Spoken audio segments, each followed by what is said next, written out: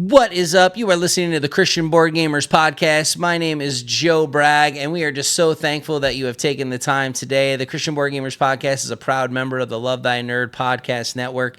And as you see, it's just me right here in this little intro because Ray and his wife Kim may be having their baby.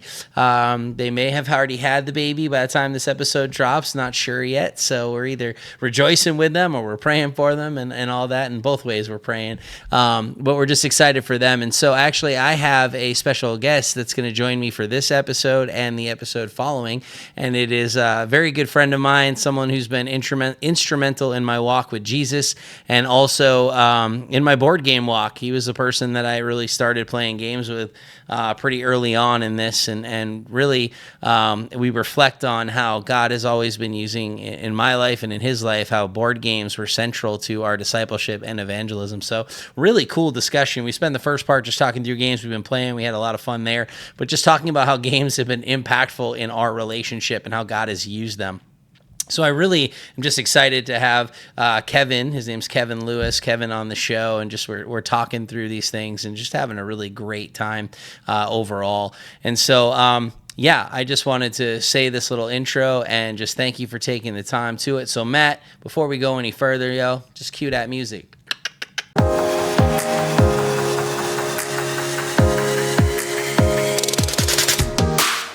Welcome to the Christian Board Gamers Podcast, where we focus on Jesus, community, and board games.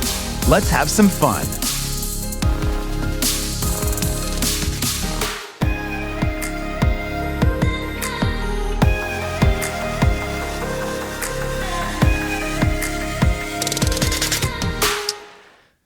So as I mentioned in the intro, I am joined by my special guest, Kevin Lewis, a dear friend of mine for many years. Kevin, how are you doing this evening, man? Fantastic. How are you, Joe? On a scale from 1 to 10, I am breathing, and so that is a great start. Classic line. Classic line. That's a classic Joe Bragg, man. On a scale from 1 to 10, I'm breathing. Yeah. Or when I ask somebody how they're doing and they say okay, I say okay is better than bad.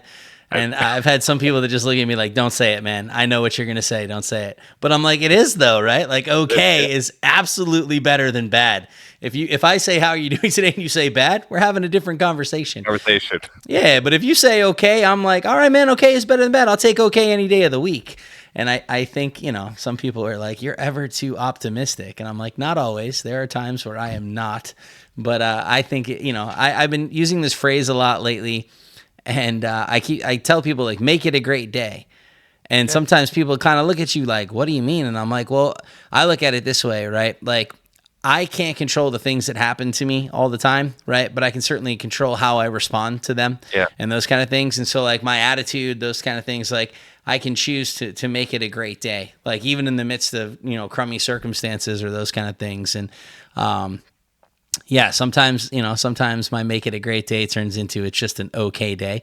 Okay day. Yeah. But there's usually at least one win to celebrate. Yeah, generally. Yeah. Yep. I mean, if anything, like, so today, in the day that we're recording this, I was driving around with my oldest and, we were both kind of just dealing with a little bit of that overwhelmed and that, frustration. And I said, hey, we're going for a ride today. Let's talk about one is complaining about anything. Is that going to help us? No. All right, does it make the situation better or worse? Worse. All right, cool. So we can both agree that it's just not for us. So now while we're driving, because I go out, I take my boys out, like, and we go on drives, and I'll try and take them one at a time, or we'll go for a walk. I said, while we're driving, what we're going to do is we're going to focus on the many blessings that we have. So let's just shout out the blessings that we have. And we just went around and, like, just talked about all the good things, all the things that God has done and just the blessings and that kind of stuff. And it was really taking time for gratitude is important. Yeah, it was super good. And it helped change both of our attitudes, where it was just like, all right, cool. Like, we just need to focus on that. And so it was super, super dope. So if you're listening to this and, maybe you are having a rough day, one, I want to say stop and pray. And two, really, like Kevin said, man, there's got to be something to celebrate. Focus on the win. Focus on how God has blessed you. and just kind of meditate on those things, because I think it's super important. So awesome. This podcast took a different kind of turn. Today it's going to be therapy session with Joe and Kevin. Today we are just going to straight up talk about the scripture, and we're just going to get in, which we are. I know. Not a bad thing at all. 100%. I mean, this is a Jesus-centric board game podcast, so I'm fine with bringing Jesus to the center and the forefront early and often. Well, in this episode, man, Kevin and I, we're going to talk a lot about just how games have been foundational in our relationship. They've played a really important role in how this kind of has played out. And then this is going to be a two-part, because as I mentioned in the intro, man, Ray and Kim have either had their baby or are getting ready to have the baby by the time this episode releases. So we're definitely praying for them. And so this is going to be a back-to-back episode, or two-part episodic. I don't know, whatever. It's episodic with Kevin. And so, this first episode, we're just really going to talk about how foundational games have been in our relationship. And then the second episode, we're going to pivot a little bit, and we're going to talk about our journey in game design and creation and publishing and all this kind of stuff that we've been working through together with Meek Heroes Victory Reborn, because it's now reborn, and all that. And so we're going to kind of talk about that journey from beginning to end, and just how God's been moving in and through it. But we really wanted to start with our relationship in that. But before we even get into that, I wanted to talk about some games that we've been playing. And one, we actually got to play a game together, which was super rare. We'll talk about that in a little bit. But Kevin, what have you been able to get to the table? We'll go with Azul recently with my wife. Ah, okay. That's a go-to one. So if you're not familiar with Azul, it's a tile collection, making sets of. It's just a gorgeous looking game. Mm-hmm. And you got to complete the sets, and by completing the sets of rows and columns and patterns, that you score points. Yeah. Which is and it works really well 2-player. It is a good 2-player game. Yeah, I agree. And who doesn't like the clickety-clackety bits? I mean, there's something satisfying. Oh, yeah. There's something about those tiles, yeah. So inquiring minds want to know, who ended up winning, you or your wife? We played twice, and I won both games, because I'm the guy that's watching her board and to see if I can get her to collect 5 tiles, and they all become negative points. She's more focused on her board, and I'm like, you got to watch my board too. So yeah. See, here's the thing. Azul is a gorgeous game, but man, it is cutthroat. It gets cutthroat. Yeah. Because I sent her back 10 points one round. And she's like, Kevin. I'm like, sorry. Kevin. That's so good. Yeah, no, it's. But we had a good. Well, and it's also we're not intense in the game. We're just having conversation, while we're playing. So you can play that game with 2 players in 20 minutes. Yeah. But for us, it's more we're hanging out talking. So something will come up and we're just connecting, and the kids are all not in the house. So it was nice. Yeah, that's what's up, man. I love that. And you're right. I think it's a great 2-player game. It's a lot of fun, and it is sad. It's soothing. Well, until it gets all crazy. Right. But just there's something about it and being able to connect, and it's not a super fast-paced game. Which I dig. Well, and to expand on that, I'm talking about the base Azul game. Mm-hmm. I also like what's the other one? Where is it? Summer Pavilion. They're diamond shaped, and there's a wild piece every round. That can be any piece, and it adds a little bit other mechanic. But we also tried the Queen's Garden, and for us, it just adds more of a puzzle to solve. Yeah. And so that wasn't for us. And so we haven't played that one. That one we're probably going to sell. Yeah. But it's a good game. It adds more layers that you have to figure out. Well, some people probably like that. They like the puzzle on the puzzle on the puzzle. But we usually go back to the original. Yeah. And that's solid. The OG. Yeah, for sure. I actually haven't played Summer Pavilion yet, but I also had Queen's Garden for a little bit, and I was the same way. I didn't love it. It was a little wonky to me, and I wasn't quite catching the puzzle. Couldn't really do the things that I wanted to do. But yet the people I was playing with loved it. There you go. Yeah. And so it's just different strokes for different folks, right? And I just didn't personally. I just personally didn't vibe with it. I liked what they were trying to do. I just personally wasn't connecting.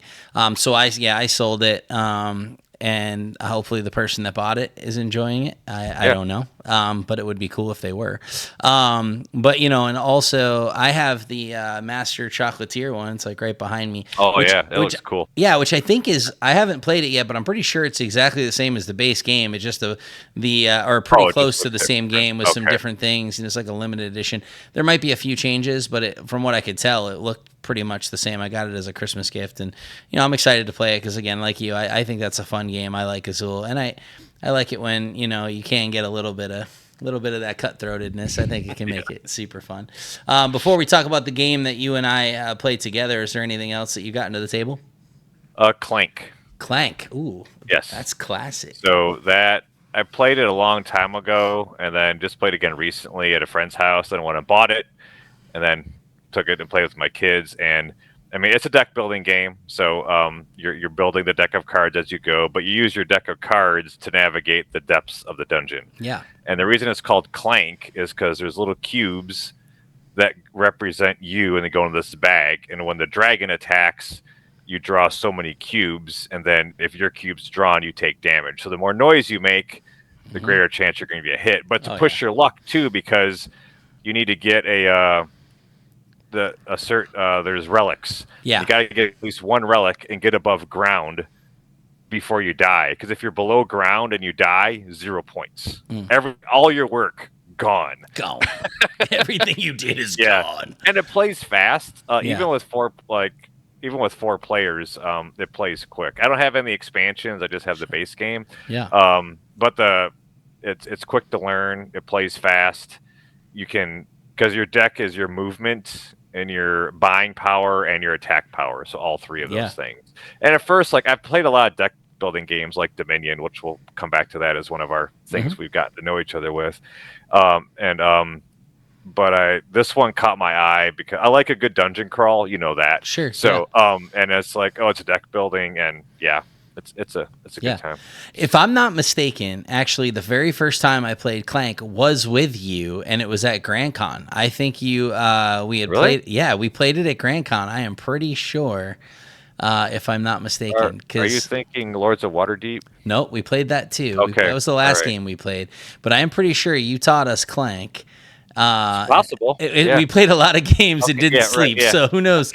I am pretty sure that you were the first person I played that with. Actually, that's all. That was the same day where I tried getting you to play Blood Rage at 1 a.m. I think so, and and right around I think 1:30, 2 o'clock in the morning, I was sending my guys to Valhalla. I'm like, whatever, man. Whatever, man. Get them there. I can't even keep my eyes open. I think we played 75 games today. My brain is not working.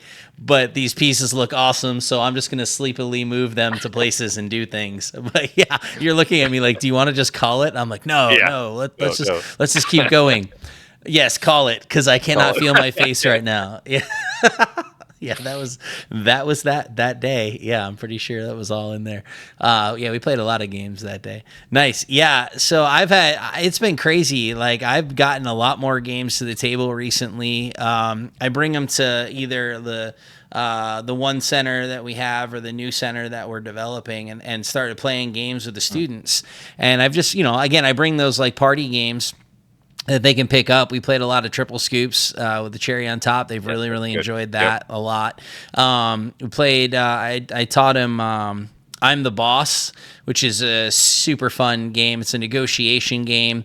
And basically it's okay, this I'm going to broker this deal. It's a $10 million contract, and you have these icons, and you're trying to get icons from other players. And so they're like, "Hey, I'll do it for $2 million." You're like, "I'll give you one," and everyone's competing. And you have these cards, and you can send people on vacations to remove them from the negotiation. Very take that. It's got a lot of take that stuff in it. I can become the boss, where I'm I'm tired of this negotiation. Boom, I play an I'm the boss card, and now I'm the boss, and so I just took it from you, and now I restart the negotiations. And there's just it's just a fun thing. And at the end of the game, it's just whoever has the most money. But when like working with youth, they're like, oh, we're dealing with millions, right? So that's super fun. They're like, oh man, I got $35 million, like let's go. And so they're just bartering and having this great time. I'm glad they got into it. That's awesome. Yeah, man. And it's kind of cool because like I actually, the first time I played it with some of the students, I played it with kids that I did not think were going to gravitate toward it, right? Like they like games, but they're more like the outdoorsy kid. Like they want to hunt, you know what I mean? Like that's their thing. And I sat them down and they tried it and they came back and they were like, yeah, I would definitely play that again. That was so much fun. I was like, sweet, that's fantastic.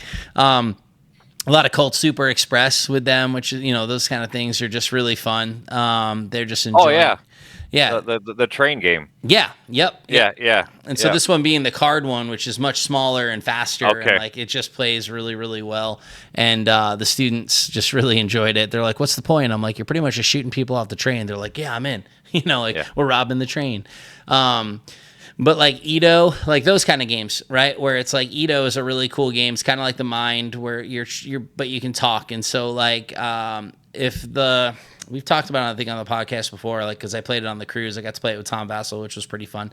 But you're basically like playing this game where everyone has a number and there's a category, and it could be like world, strongest superheroes, and my number could be like 50, right? And so I'm like, ooh, what's a 50, like in the middle of the road superhero? And I could be like, all right, Ant-Man, okay? And then I put my number face down so nobody knows what it is, and then we're trying to get them in chronological order based on the clues, and we can talk about it, like, do we feel good about this order?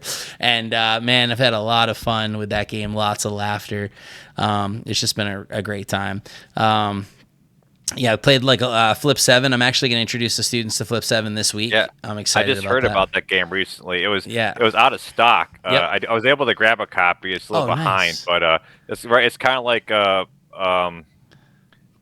blackjack, right? Push your luck. Yeah, it's total push your luck. But there's some twist to it. Yeah. Than just Yeah. Oh, yeah. Oh, it's a blast, man. We played it this weekend with our boys, and we did a community game night. We did like a neighborhood game night, and there was 10 of us. It was small but good, right? And we had some kids, and we played Flip 7 because it's a very accessible game. And man, oh man, we were just laughing, cracking up at the table because as you're pushing your luck, like I literally had 0 for like 9 rounds. You're playing to like 200. I had 0, but I ended up finishing the game with 106. Because things can like turn. They go quick, but so much fun.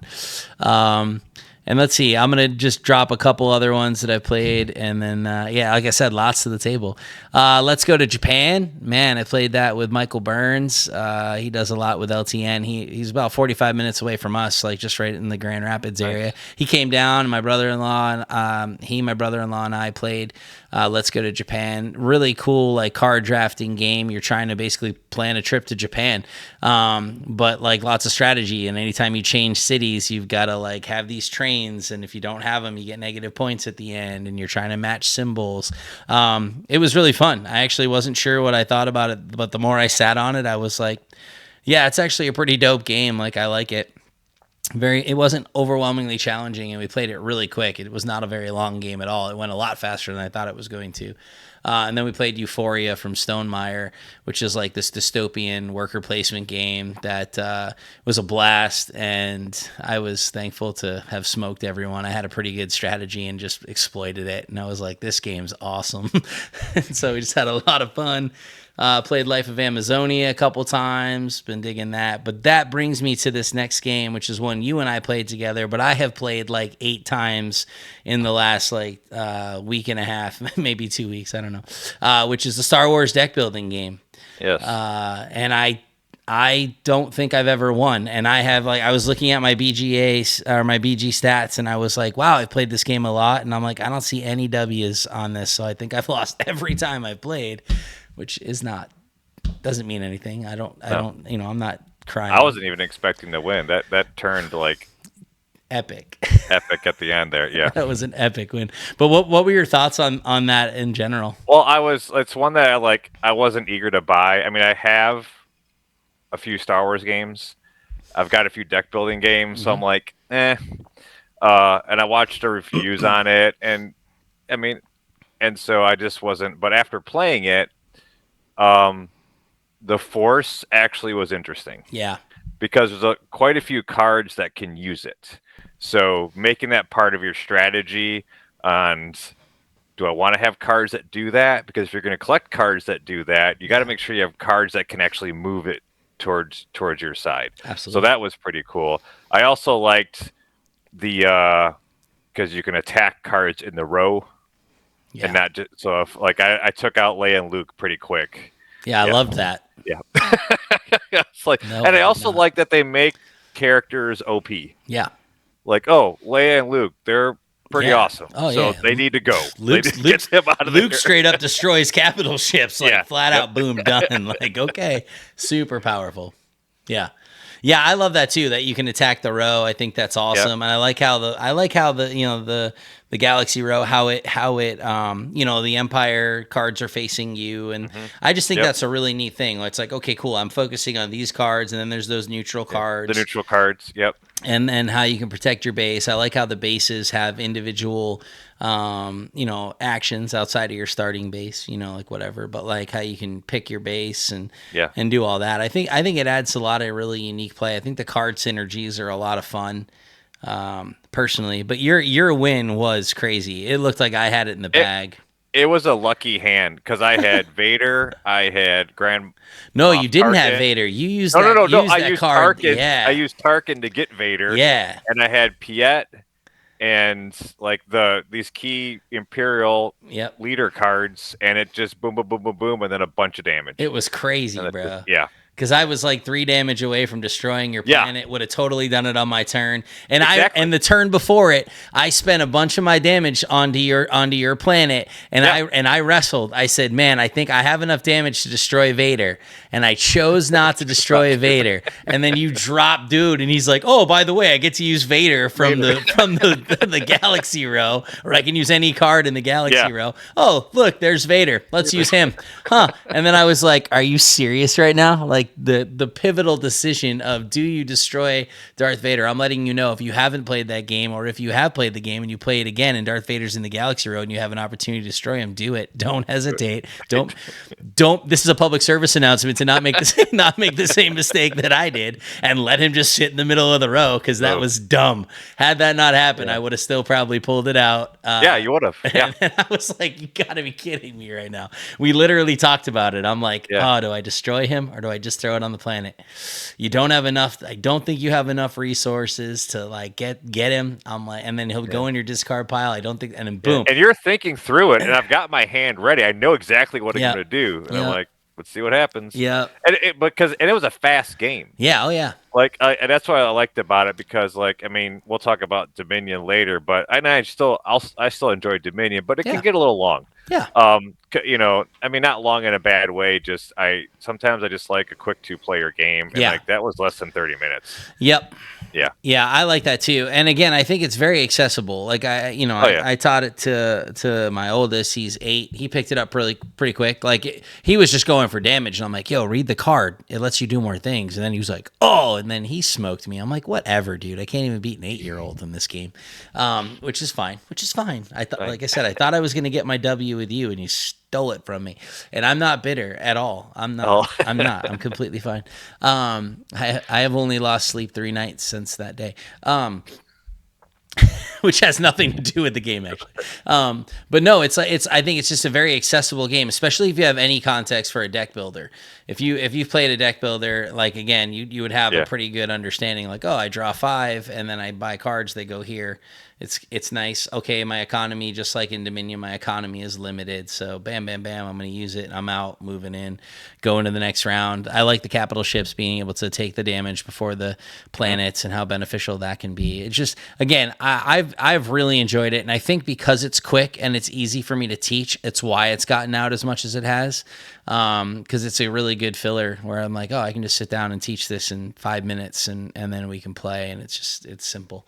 And then all you got to do is learn the cards. Once you learn the cards, you're in. So but we have said it a couple of times. You've mentioned Dominion and how that has been like a crucial piece to our puzzle, if you will. And so, man, Kevin, we met in like 2008, right? So I mean, I came to Christ February 17, 2008 at Cherry Creek. You were already attending. Yep. And that's when you and I met. And I was not a gamer at that time. No. Pastor Brad had invited me to his house to play my most favoritist game of all time, Catan or That's Catan. That's a total lie, and I apologize. Well, we've covered lying, we've covered bitterness. I was going to say, right? We're getting through them all, man. That way, it's a therapy session with Joe and Kevin. You shouldn't lie on the Christian Board Gamers podcast. Catan or Catan or Settlers, however you want to say it, is definitely not my favoriteest of all games. But if you've listened to this podcast for any amount of time, you already know that. I think it has its place. I really respect and love what it did for the hobby, but I just don't really care for the game. Moreover, I don't care who I am when I play it. But that's okay. It's a completely different topic. No. but that was kind of like my start, but it didn't really like push me over the edge into like gaming until you and I started playing Dominion. I remember coming to your house and then like going through, and you had a whole ton of expansions, and so like, a little crazy with that. Yep. A little crazy, a little tired though. I mean, there's some super good expansions, like they're so unique. But we would just hang out and we would connect through playing Dominion. We play 2-player. Sometimes one of your sons would sit down, or Amy, your wife, had sat down with us, and so like but a lot of times we were playing it just you and I. If I remember, like most of our games were 2-player. Yeah. But that really started to like pick up for me, where I was like, ooh, I really like this, but I still was not a gamer, right? Like, no, but it scratched the itch for you in that puzzle. Yeah, right. Or correct. that engine to build. You really enjoyed that aspect of it. Yeah. But that was at the precipice. Is that the right one? Precipice of our relationship, and it was from those nights of just like hanging out where we started to talk and work through life and just process things. Right. I mean, I was still single and newly in Christ. So, you were an example, of raising up, you're seeking to raise up godly boys and being in a Christ-centric marriage and those kind of things. So you were one of those people in my world that I got to see a lot of those things early, which was cool for me, and beneficial as a single guy at that time. Praise God. Yeah, right. 100%. Right. But I mean, I've seen so much of your family grow up, right? Like, I mean, I've known your boys since they were wee little chaps, you know? That was a horrible accent there. It was really we little chaps, that was really bad. But again, it's from those moments of you opening up your home, inviting me to your table, right? Like we a lot of times we'd share a meal. Yeah, it would be church small group, or it'd be just hanging out. Yep. Yeah, and just opening up your home and being a part of that, and sitting down at the table and playing games and just talking and connecting. Yep. And it's so funny to me because we do so much of that still now, right? Where it's like that's still the thing. And I remember too when you had the idea, even, and this is where it plays into so much of like I didn't realize how much I was surrounded by it until I look back at my past in Christ, right? I look back and I'm like, wow, like, because the ministry and things that I'm in now, like how much gaming has played so much a part of it. But you don't think about it until all of a sudden you're doing it and you're like, whoa, this has always kind of been there. But like when you had the idea to start doing, game nights at the church and make them a little bit more outreach focused. Yeah, have people invite their friends. Yeah. Yeah. What brought that about for you? Well, I started doing space, having more space to do it, because I started doing it at home in my basement. Yeah. Like, well, I'm not going to turn the camera, but it's a small basement, and I had like 21 people down here one time. Yeah. And just what I call it, guys, games, and grub. Some kind of the 3 Gs naturally. 3 Gs, I don't know. And most of my, not that I don't want to have women gamers, but I just happen to have most of my guy friends. But so I was doing that, and then. It's like, well, there's space at the church. Yeah. And just like, why not use that? And, ask, then it's just open it up to the congregation and like, hey, invite your friends. Yeah. Because it's like, I mean, we've talked about this, discipleship and hobbies and food go together. Yeah, absolutely. Yeah. Yeah, 100%. And I remember those being pretty well attended events. I remember interacting with, believers and non-believers at those events, which was really, really cool. And the connections were made through those. Absolutely. People. Yep. Yeah, 100%. I mean, we have a group, you and I and one other individual, Jonathan, who meet, and I met him at one of your game nights. That was how we connected, and and so it's like it's kind of fun to still have those relationships in from those game nights. But that's also though when I started playing a little bit of like the heavier games, right? Like I would sit down and I remember playing some games with your cousin Ryan, who is like super smart, and I sit down at the table like one of these things is not like the others. So I don't feel nearly as intelligent as the rest of the people at this table. Let's sit down, Yeah, but you started broadening your games at that point. Yeah. Yep. Because everyone would just bring a ton of games, and then you'd be like, let's try this. Yeah. And I remember playing some crazy space game, and I ended up beating Ryan and a few other people at the table, and everyone just kind of looked at me like funny and totally chalked it up for beginner's luck until the next month we played it again, and I won again. And it was kind of funny because the reality was, I can't even remember the name of the game, but it was massive. I can't either. It was massive. I thought it was Core Worlds, but when I look at Core Worlds, it doesn't translate. Okay.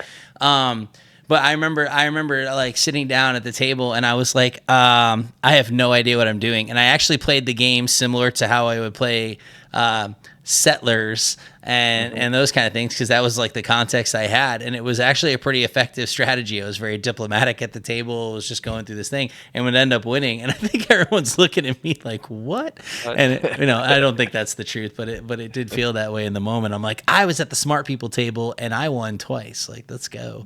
Dead of Winter was another one. Yes, no, for sure. And I had a lot of fun with that. And I remember, that was like I think that might have been my first cooperative experience, even before pandemic. Before pandemic. Okay. Yeah. I think I played Dead of Winter, and then it was like, oh, now shifted into pandemic pretty quickly after that. My first experience with pandemic was not great. I mean, sometimes you just deal with alpha players, and I think that was what I was dealing with in that case. But then now I absolutely love pandemic, but I make sure that if I'm the only one at the table that knows what I'm doing, that I'm very like, hey, what do you want to do? Because of that experience, it didn't hit me right, where I'm like, I'm not doing anything. You're just moving everything for me. Like, I don't know. Okay, I'll just sit here. That's my character, I think.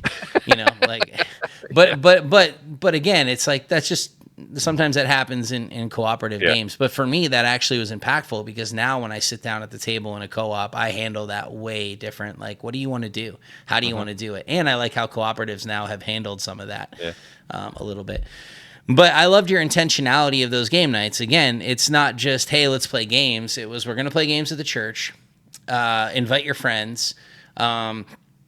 And people did. And there was always way more food than we needed, way more food, but somehow it got eaten. I remember, my brother-in-law would come with me. He came to a few of them, which was really cool. Yeah, that's the first time I met Matt. Yep, correct. Yep, first time you met Matt, and then he came to Grand Con with us, and obviously there's ongoing relationship there.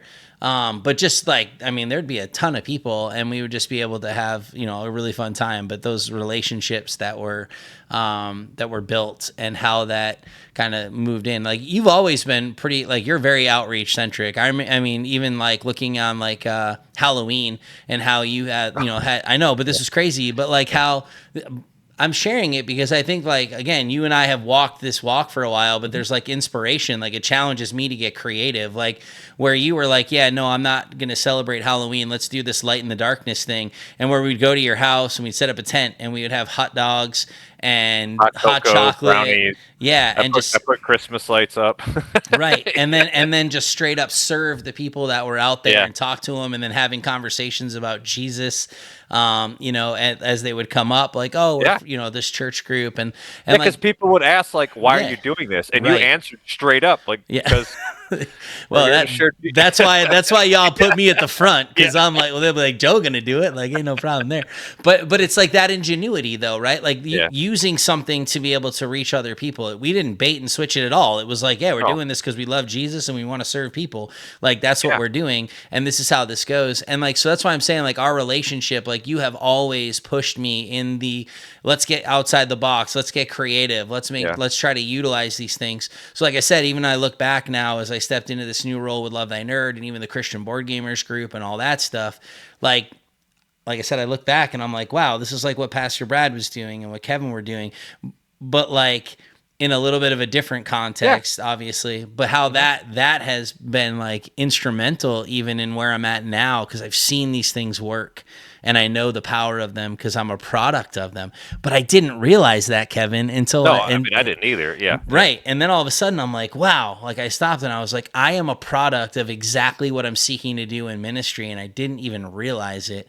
And that I loved, because I'm like, that's how it should be, right? Like it should be relational. It should be smooth. It should be engaging. So the person doesn't feel like you're like, oh, what are you doing to me? It's more of just like, wow, no, these people care. And this is, now I had already come to Christ, but my discipleship was done at the table. It was done at the game table, and the evangelism done through ingenuity, right? And praying at game nights or whatever the thing was, and sitting down and being able to be at the table with other people. And so like for me, I think that is important, but you're a huge part of that. I'm not trying to get all sappy. Like you're a huge part of it, Kevin. I love you, man. Which is true, but I'm not. Yeah, but it's like, it's one of those things. Like when you really look back, and it's like, wow, like this has actually been a thread, not just in my life, but in yours and other people. Because I was talking with Pastor Brad, and he's like, I didn't even think about what I was doing is what you're now doing. He's like, I just invited you to my house to play some games with my family, and I'm like, I know we weren't thinking about it in that perspective, but that's exactly what this is. Yeah. And how we can use gaming as a tool to reach people. I mean, you can use any hobby. This 100%. Is just the one we choose. This is the one we choose to use. Yeah. Right. And I love that it's table centric, right? Because this is what gets people around the table. It gets people laughing. Sometimes gets people frustrated. Like those things. Those things are real, right? But it's like, it's that shared communal experience. But yes, I believe you can use any hobby. I just think this one centering on the table is actually really. It's just fire, because I think the scripture that supports that and just other things. But I mean, geesh, man, we didn't have BG stats all the way back then, but I wonder, I don't know why I'm looking at my phone as if it's going to like tell me something historically. It's not. I don't know if AI is that good yet, where it's like, can you go back 2010, can you tell me how many times I played Dominion? I need to know, man. I need to know.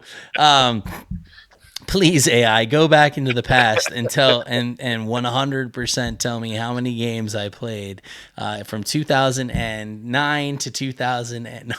That would be wild. Yeah. But I mean, just like how many games we've probably logged, or at least gaming experiences that we've logged. I mean, it's got to be up there in the realm of high numbers. And then, because we, as we'll talk more in the second part of this episode, we do a lot of work together through this game design process. We don't get to play as many games. So even sitting down and playing Star Wars, the deck builder, was like a good, hey, we're done. And you were like, how long does it take to teach that? Oh, no, I can teach it to you in no time. And we could sit down and actually play a game, which I think was good. It was a lot of fun. I thoroughly enjoyed it. I didn't like losing, but I thoroughly enjoyed No, it was an epic win. But it was close. I like it when it's close. Yeah, I really don't mind losing, man. But I like the hand before that. I had I we'll play through. I don't got this, and then I draw my hand. I'm like, oh, okay. Yeah. Well, and that's the thing. I think I fell into that trap. I think what happened was I was like, he doesn't have what he needs. Like, I'm fine. I don't need to destroy Vader. And then I just went after your base, only to realize, man, the smart play was to destroy Vader. So I will never not do that again, ever. Well, I want to add on to another spot where we really pushed the gaming was Man Camp. Mm-hmm. So, and this is post now you're buying games and your collection has started. Yeah. And we our local where we're at a camp we would go to, been doing it for years now. Mm-hmm. They had a nice venue for tables and space, and we'd go back. Okay, I was just I'm there for the message, I'm there for the food, and I'm there for games. Yes, and that's what we did. Everyone was out ziplining and throwing axes, which is great. Go do that. But I'm I just need some board game time. Yep. And we would do a lot of gaming with friends for that as well. So much. I loved those times, because literally we would start as early as you could, where it made sense, and we would go as late as you could, because it's a weekend. You figure whatever, man, who needs to sleep? I remember even we were supposed to be packing up. And instead we were like, let's play a game after we're done packing. We'll get one more in. Yeah, it was that Exiled Legends. Exiled Legends. Yeah, yep. Had a blast, like just setting stuff up. But yeah, no, I mean, year after year we would do that, and so then you just basically became known as like the game guys, right? Yep. Like, you know, people that would see us like, what did you guys bring this year? We just got stacks. Like we brought everything. Well, more than we could possibly play. Yes. But we had a plan too. I mean, it was always fun because like we would be like, hey, we want to play this game and this game. Like, let's get this. And then we had a number of teens that would like go that were there with their, you know, their dad or whatever, like that would come and play. Yeah, go ahead. You said teens, ice camp. Oh yeah.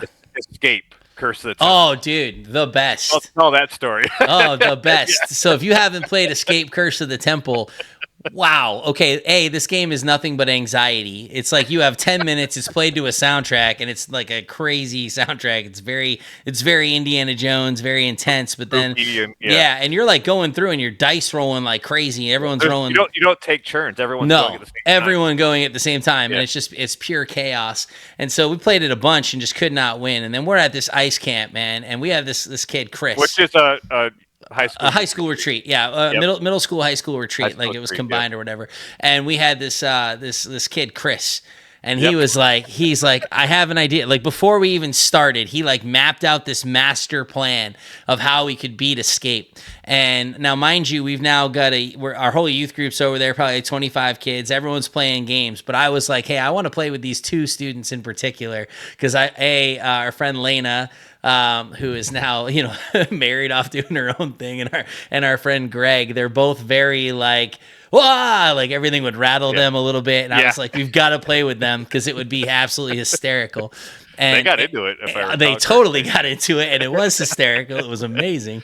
Because you're revealing tiles, you don't see everything yet, and I think we probably did 5-player, and you got to like drop these gems, and the dice help you move and stuff, and but Chris was trying to like help us stay on track. Yeah. And then like we're actually like starting to do this, right? Never won this game. It's not an easy win.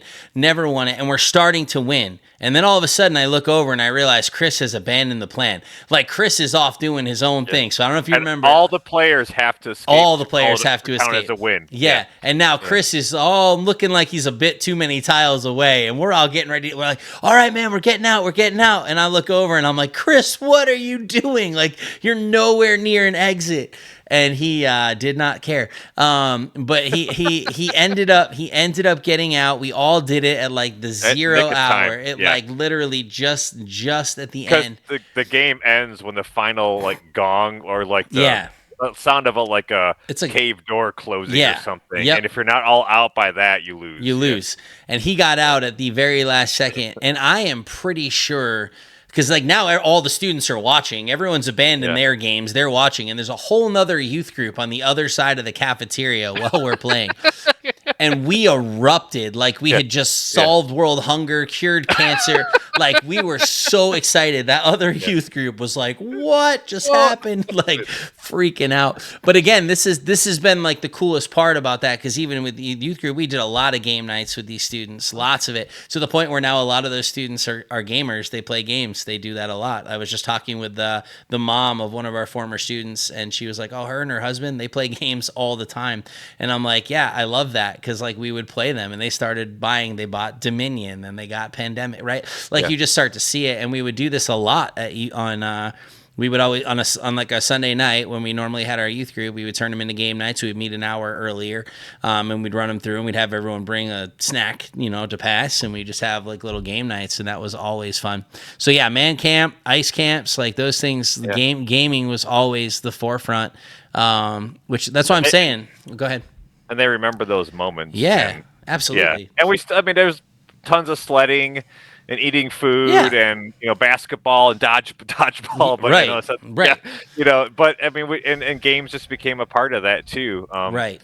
So it's just fun to have those activities and then have those, and when you have that energy, and then that's when it's time to like, okay, hey, let's the pastor just gave the message, got some questions, let's talk through it. Yes. And I think that helps within the relationship. Oh, absolutely. I mean, another example, like I teach, it's called Kids Clubs, our Sunday school. I teach 5th and 6th grade, and I have a bag of games, like, so about we're learning the scripture for about 45 minutes, and taco cat goat cheese pizza is always a big one, and it's like a really like light table. So I was like, bam, bam, bam, like kids are like, "Ow, my hand!" And like. So, but it's a slap. Well, slap, don't take the trick game, right? Yeah. You don't want to take it. But like they look forward to it. So as an example, we had 2 new kids show up, and they were a little hesitant, because you've only been here for a couple weeks, you don't know anybody. So we did some icebreakers and goofed around a little bit, and I said, hey, afterwards we're gonna play games, and the 2 kids were like, okay, and I was like, hey, we got taco cat goat cheese pizza, and both their eyes lit up. All right, we found that, we got them in, Yeah. But it's like, how cool though, right? Because again, they look forward to it. It breaks down some of those barriers, and like you said, when you're starting to have the serious conversations, those fun moments are what breaks through, right? Yeah. Now there's relational connection.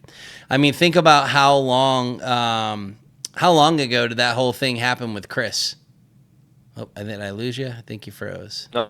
Oh, I don't know. Uh-oh.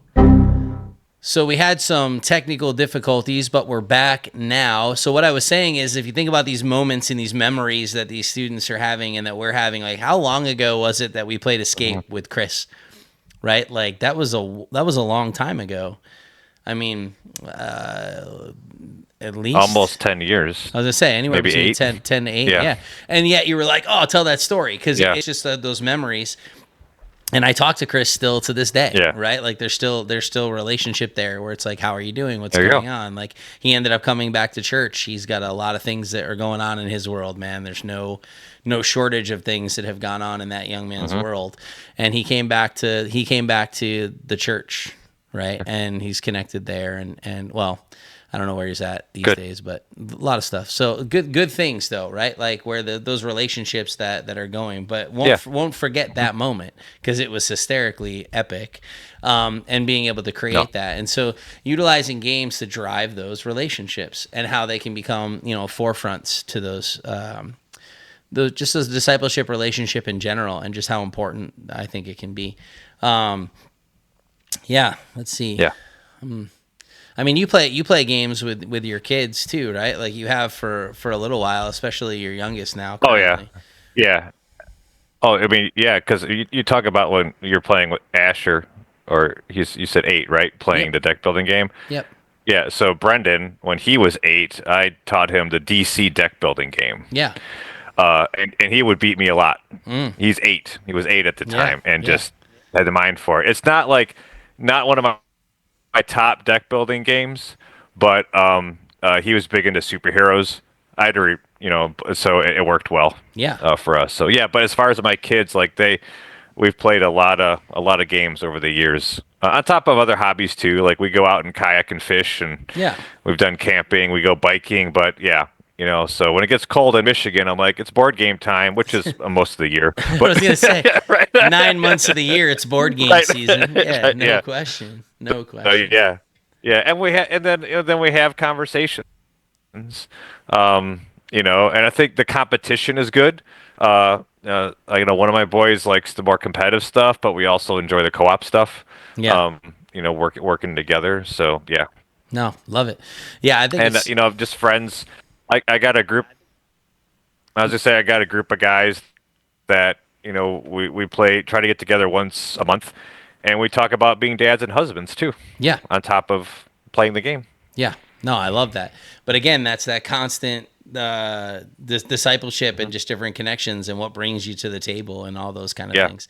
And so, I mean, like I said, since 2008, we've pretty much been playing games together and growing together in Christ. And we have a lot of very powerful and meaningful conversations. We've been at, a part of each other's lives for quite a while. And like in real ways, right? In ways that like you're walking through actual life stuff and processing life stuff.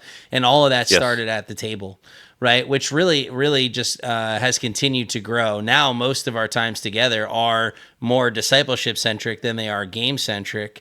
Where we sit down and we really process a lot. We talk through a lot of different things, talk through a lot of, scripture and different items. Well, we're simultaneously working on victory here.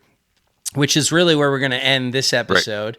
And we'll pivot into the next episode where we're going to talk more about the process of Meek Hero's victory and how we've walked through this and just really go from the beginning in this journey and how it started to where it's at and what we're excited about.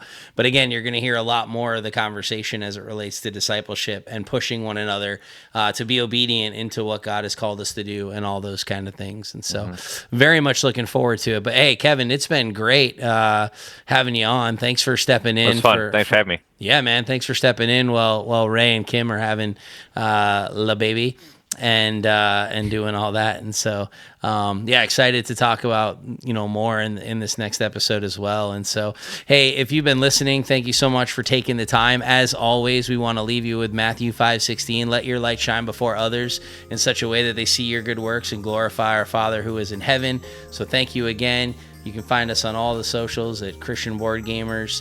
That's just Christian Board Gamers on all of them. But you can find our Facebook group at Facebook group stuff. Just look up the Christian Board Gamers Facebook group. But thank you so much for taking the time. We hope that you're having a wonderful day, and God bless.